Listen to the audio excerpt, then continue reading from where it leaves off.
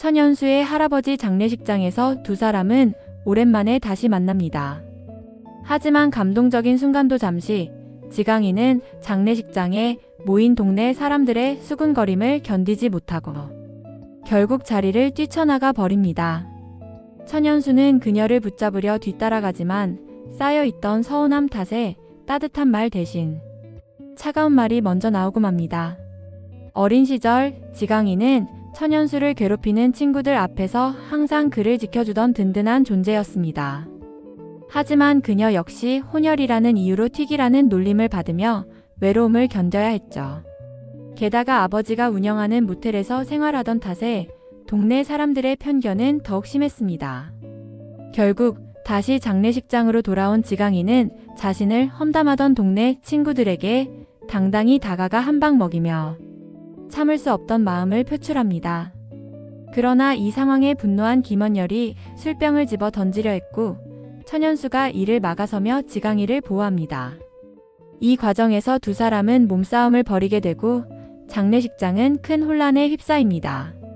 이 사건을 계기로 천연수의 엄마 순자는 아들에게 지강이와 더 엮이지 말라며 단호하게 경고합니다.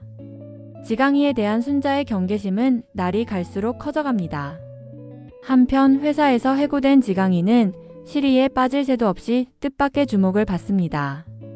클라이언트였던 금석경이 그녀의 시안을 가장 마음에 들어했을 뿐만 아니라 지강이 특유의 강단 있는 성격에도 점점 매료되기 시작한 겁니다.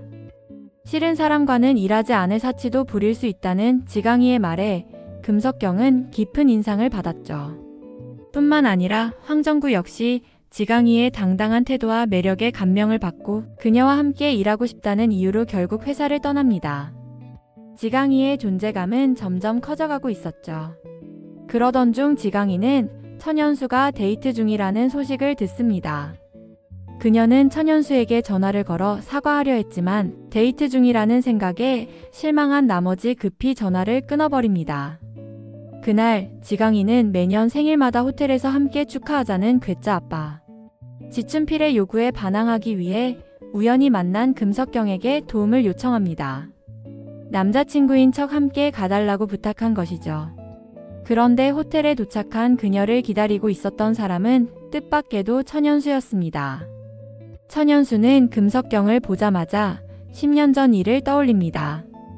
당시 천연수는 지강이가 편의점에서 아르바이트를 한다는 소문을 듣고 서울 시내 모든 편의점을 돌며 그녀를 찾았습니다. 하지만 그녀를 발견했을 때 지강이는 악덕 사장과 언쟁을 벌이고 있었고 그 순간 그녀를 도운 사람은 천연수가 아닌 금석경이었습니다. 천연수는 힘들게 찾은 지강이로부터 다신 찾아오지 말라는 냉정한 말을 듣고 상처를 받았습니다. 그날의 기억이 지금의 상황과 묘하게 얽히며 세 사람의 관계는 더 복잡해지고 말았습니다. 지강이는 왜 금석경에게 남자친구인 척 해달라고 부탁했을까요? 그리고 자신도 모르게 천연수와 금석경 사이에서 점점 꼬여가는 상황을 어떻게 풀어나갈까요?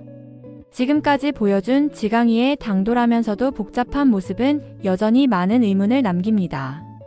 앞으로의 전개가 더 궁금해지는데요. 과연 이 묘하게 얽힌 관계는 어떤 결말을 향해 나아갈지 다음 이야기를 기대해 봅시다.